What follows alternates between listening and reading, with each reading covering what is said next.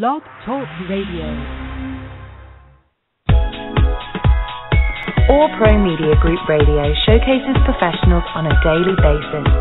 Be inspired and listen to experts from around the globe share their accomplishments with you. APMG Radio, success at its finest. You're listening to APMG Radio. I'm Lucy, and today I'm pleased to introduce our special guest, who is a retired electrical engineer and consultant. It's my pleasure to welcome to the show Henry Halladay. Henry, thank you for joining us today. I'm glad I could do it. Great to have you on the show. And today's topic is going to be, who is Henry Halladay? So we're going to be speaking all about your background, experiences, and your philosophy as well. So tell us a little bit about your background.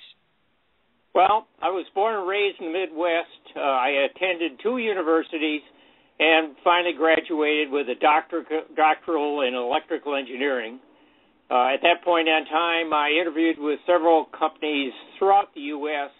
and joined the Boeing Company in 1967, where I was involved for 40 years in numerous aerospace and commercial aircraft programs, and was elected in 1999 as a senior technical fellow, which was equivalent to a VP from the management side. I've written in international journals. I have 4 patents and was elected to senior technical fellow, a senior fellow in the International of Electrical and Electronic Engineers organization just recently. I'm a registered professional engineer in the state of Washington. I'm a member of Tau Beta Pi, Eta Kappa Nu, Psi Epsilon, and the Order of the Engineer through the universities. And my lifelong interest has been technology and how to incorporate it in my life and in the business that I've been involved in, which was principally the Boeing Company. When not pursuing this interest, I enjoy sports, reading, gardening, and taking care of my pets. Wow, you sound as though you are a very interesting man, Henry, and I know we're going to get more into all of those different areas that you've spoken about there. I'd like to know more about your philosophy, because it sounds as though you've done such a variety of things. So what are some of the things that you have learned over the years within the fields that you've become an expert in? Well, one of the things that has driven me is that I don't fear change. The technology fields have been changing so drastically, which in turn have affected all the world around me. And so we just can't be afraid to look beyond my current skills and surroundings for new opportunities, things that may expand your own ability. And even though you may not recognize an immediate reward, you may be surprised after you get into a change situation how relevant it is to the things that you've been doing. I also have seen that you need to work with others and help others, especially those you're junior, so that they can take over your role or better be able to help you by their perspective of seeing problems. Another key item is don't let age be a factor in what you're trying to do. I am currently 74, but I try not to let that be an impact on what I do in my day-to-day activities. I try to push myself to new limits, experiences, take advantage of new things, and technology in particular, and embrace change. In my work, I've always strived to do better. Expand beyond that which is immediate requirements that your supervisor or management may think that you're supposed to be doing. And this sort of opens up new opportunities in jobs or expectations or things that might be fun. Multimedia technology is a way to link up with others. I think we're seeing more and more of that in the way that our current smartphones are working. And it's not always identical interest to gain insight into others, but also different perspectives, and there are a lot of those. And finally, learn. We never can get enough knowledge, especially as it's changing by reading, using the internet, meeting new people, and or travel as it allows. Have you always had that attitude, Henry, the sort of attitude to adapt and to go with change rather than fear it? Yeah, I think that's one of the methods by which I've been able to advance in my career over the years, is to be ready to accept change and take advantage of that, not necessarily in work, but also in the way I live. I'd like to talk more about technology now. What are some reasons in which people do fear it? Because there is so much out there. I think sometimes we can be overwhelmed by the amount of changes that are taking place in society when it comes to all of this new technology. So do you have any advice on ways not to fear it and embrace it? Well, probably small steps.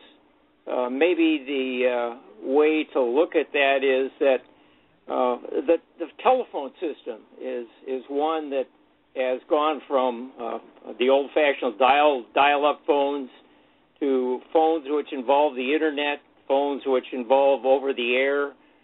Technology has helped us to bring to bear things that were science fiction maybe only 10 years ago.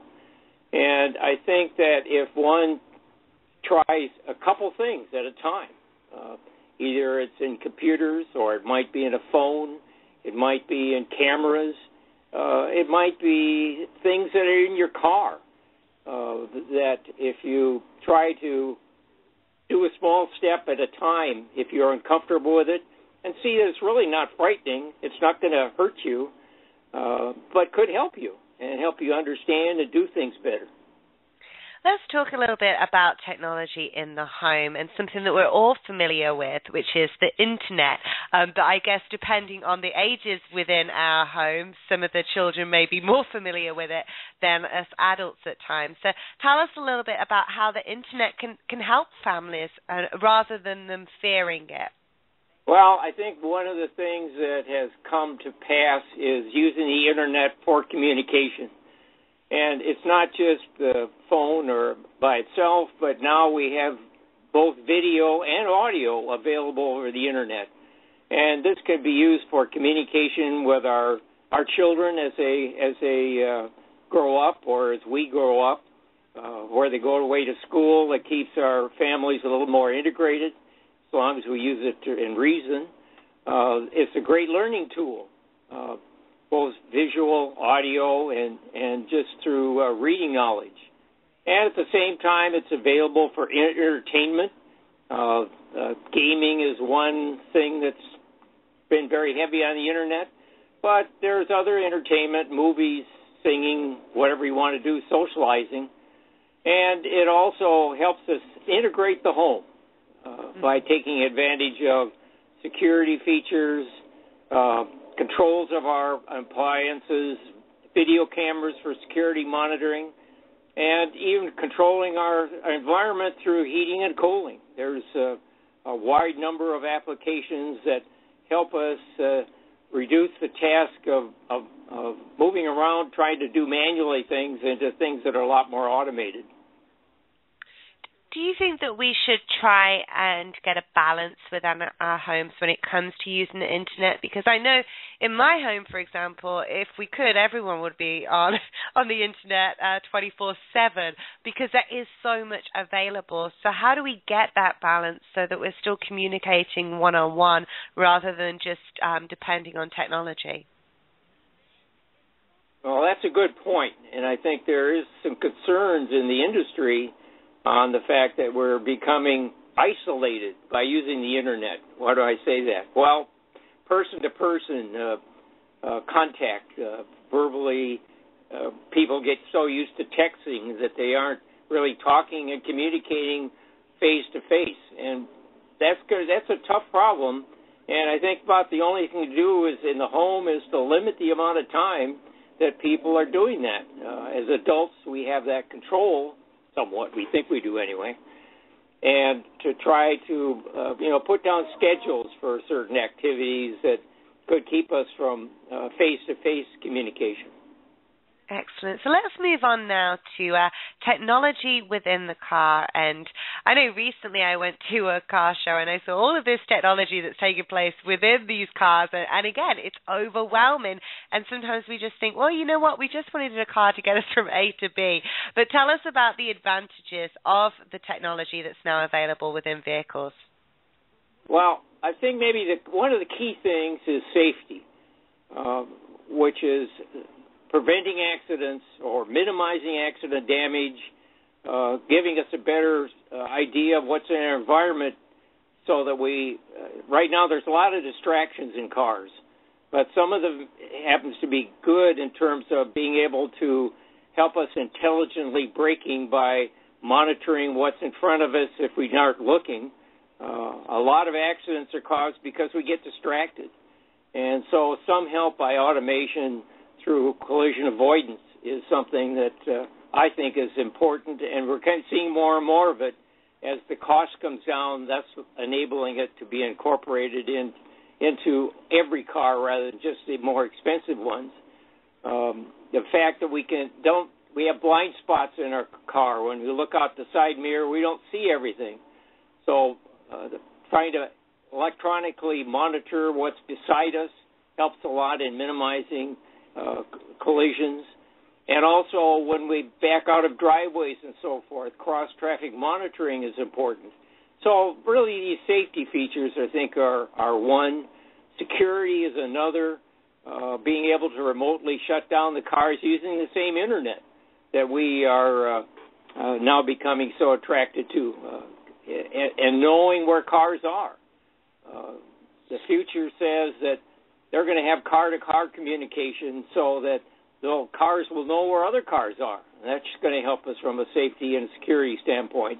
And use of video. I think a lot of the applications we're seeing now coming is being able to video understanding where your car is. If someone steals it from you, they're going to know where you are and who's got it and being able to shut it down. There's also convenience of being able to eventually have your car park itself, drop you off, and then drive away to some parking place, and then you call it back. And I think that is quite exciting to think that it can literally go and park itself and come back, and that's amazing to think how much technology is changing. Do you have any advice, though, on ways in which we can stay informed and actually use all of this technology that's available? Because sometimes we invest in cars or other products in our lives, and we don't necessarily use them to their fullest. So what advice do you have? Well, that may be a problem that each individual has to address. There are some things they're more comfortable with. I think you always have to stretch beyond that which you're comfortable with to see if something else it's useful too. And then we as individuals have to think, how do I set priorities? We spend most of our life setting priorities. Well, it becomes a little more complex now because we have more choices. And I can't really tell that there's one way that'll work better for anyone else. They have to just try things. Mm-hmm. Well, let's take a break now, and when we come back, we're going to be talking more about technology within our own lives. I'm Lucy, and my guest today is Henry Halladay. We'll be back straight after the commercial break. Hey, Kate, how's things with the new business? Oh, hey, John. Thanks for asking. It's going really well. Hang on a minute. I just got to retweet something a new client just said. I just don't understand how you have so many followers, not to mention the likes on your Facebook page. And I can't even get over the hits on my website, too. Everything's going great, but I'll tell you something, John. I'm not doing it alone. You want to know the answer? Of course I do. I want a successful business like yours. All Pro Media Group. Huh? It's a full-service marketing and PR company that assists businesses of all sizes. Basically, what they do is transform your business into a brand through their marketing and network connections. John, imagine having a personal campaign designed just for you and then being able to reach hundreds of thousands of potential clients and business professionals worldwide. Just go to allpromediagroup.com for more information.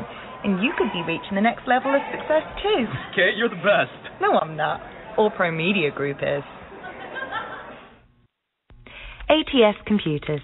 They're a full-service technology company open since 1994, servicing commercial and residential clients. They strive on their reputation with the community. Their website is www.atscomptech.com, and their number is 631-474-4674. Where can you buy unique and beautiful gifts that will be remembered forever? Or can you buy the friend who has everything? Well, it's simple, and it's only a click away. Just go to rageandeden.co.uk for a selection of worldwide Gothic and fantasy art from world-leading artists. Choose from the exquisite figurines, chic jewelry, amazing prints, or even one of the trendy t-shirts that are bound to make a statement wherever you go, even if it is just to the local supermarket. Visit rageandeden.co.uk. Every garden has a corner in the shade. 855-451-MOVE.com. Their name is their number, 855-451-MOVE. They are a full-service local and long-distance moving company based out of Suffolk County, New York. Their number is their name. They hold an A+ with the BBB and have been open for over 5 years. Their website is www.855-451-MOVE.com. And we're back. You're listening to APMG Radio with my special guest, Henry Halladay. So, Henry, before the break, we were talking about your experience, what you've done in the past, your philosophy, and then we've moved on to technology and, again, your experience within technology world. Tell us a little bit about technology in our own lives, the way that we work, live, relax, and how we use it for communication. For communicating. Yeah, right now, as opposed in the past where we principally were person on person, now we're to the point where we can socialize and have many people involved through either the web directly or indirectly through our phones, which can link together and create conferences. You know, just businesses had all this capability that they could set up a conference. Now we can actually conference call among many people in our own family, for instance, as we find that technology has driven our families a little farther apart than before just because of jobs aren't necessarily localized to the same city. I've seen that in my own case where my sons and daughters are in different places and we don't see as much in person on person, but we can rely on our communications through our phone, and the internet is good. We just have to be careful that we don't spend all of our time texting, which is one means of communication, but it isn't very personal. So visualizing, being able to have a video in front of us so we can see people, especially our young children, as they grow up. But there are other things in our lives that we need to be careful of, that technology doesn't overtake us. People now think that we need to talk to our refrigerator or that we need to talk to our appliances. And I'm not sure how far that's going to go. It's funny that you say that. I got a new phone today, and maybe I'm many steps behind everybody else, but the whole Siri, and when you talk to your phone and it does things for you, that to me just baffles me. And I'm like, I just want to use my phone to text and call and go onto the internet. I don't need to talk to it as well. But I guess that is the way that we're going. Do you think that we're going too far when it comes to technology and how we use it within our lives? Well, we're human beings are basically curious. So we're in some cases we are resistant to change, but on the other hand, we're always trying to look what's behind the next door. And so from that standpoint, Siri and other intelligent ways of communicating and responding I think are going to be drivers. And because there is no single one answer for everyone, I think we'll see industry trying to find out what can they best do and where can they opaque technology to help us, in addition to making money, of course. But we just have to stay with it. It's a lot more challenging today than it was, say, 10, 20 years ago in terms of trying to keep up, trying to do the best way to do things. And we'll continue to experiment with that as we go along as a society. Tell us a little bit about solar power and how that is being used within the homes throughout technology. Well, this initially was of interest to me because everyone talks about green power. How are we going to help our environment? And so a couple of years ago, I decided I'd like to see can we incorporate solar power in the home. There's several financial incentives to be able to do this economically, and businesses have now been very much involved here in the state of Washington with not only solar power but wind power. Wind power is very dependent on the location, solar power to a much lesser extent, but it does depend on if you have a house, what direction is it facing, are you shadowed by trees?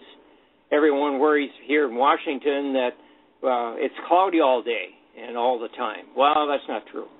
I've now had my system. I haven't had a system installed professionally, and have been using it for about a year. And it is effective, and it does reduce my energy consumption.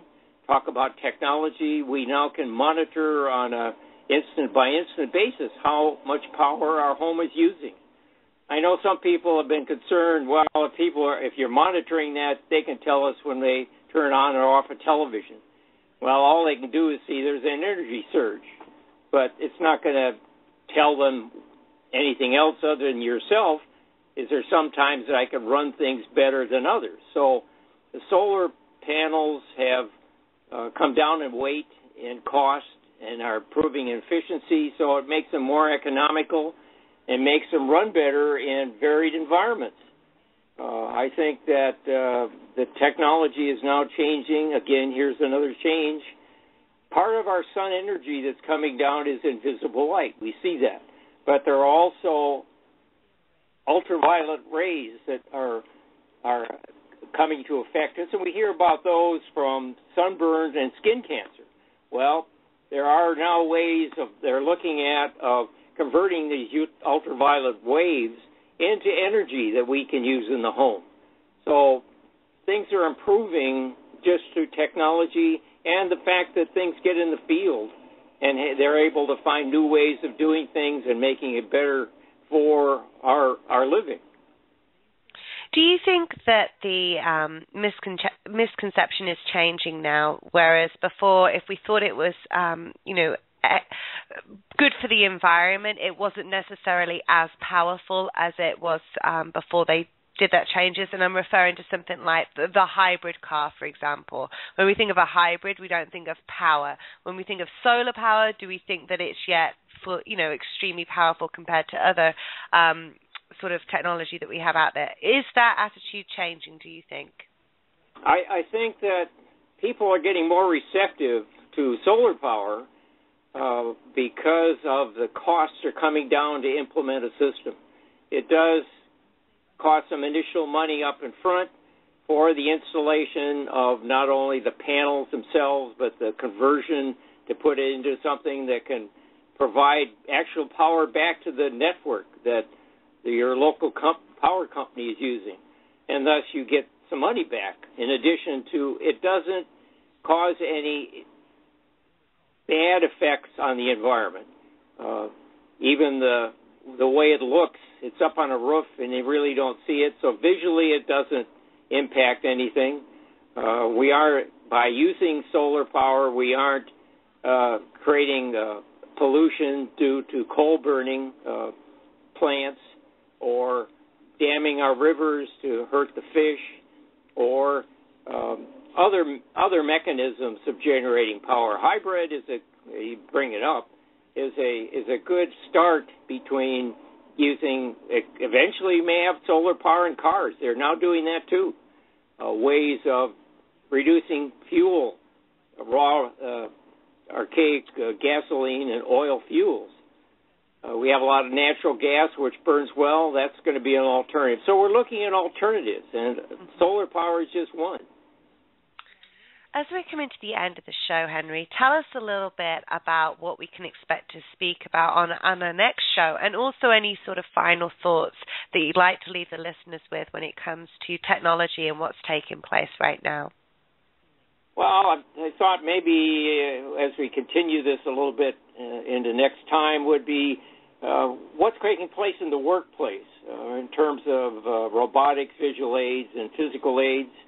What about 3D printing? It's now become a buzzword in the technical community. And what do we see with respect to robotics in the future in general? These things are, from a technology standpoint, have been of interest to me just because they're kind of exciting with all the changes that are taking place. You know, sometimes, and maybe we could even talk about, are we ever going to see a flying car? That seems to... a lot of people saying, well, but Flintstones had one, but we don't. And that's taking place, too. In general, technology can be fun if you let it be fun. Just don't let it overwhelm you. And I think that's a great way to end this show, to think that it can be fun and to embrace it. But like you said, don't let it overtake you. And maybe one day, not only will they be flying, but they'll also be parking themselves at the same time. And it's exciting when you put it like that. So I'm very, very excited for our next show. How can people contact you if questions about the topics that we've discussed today, Henry? Well, probably the best is through my email. It's Henry Halladay, HenryHalladay @earthlink.net. Excellent. Well, thank you so much, Henry, and I look forward to our next show together. Okay, thank you very much for your help. You've been listening to APMG Radio with my special guest, Henry Halladay. This show and many others can be found at all.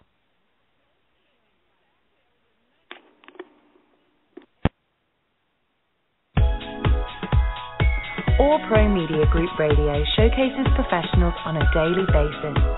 Be inspired and listen to experts from around the globe share their accomplishments with you. APMG Radio, success at its finest.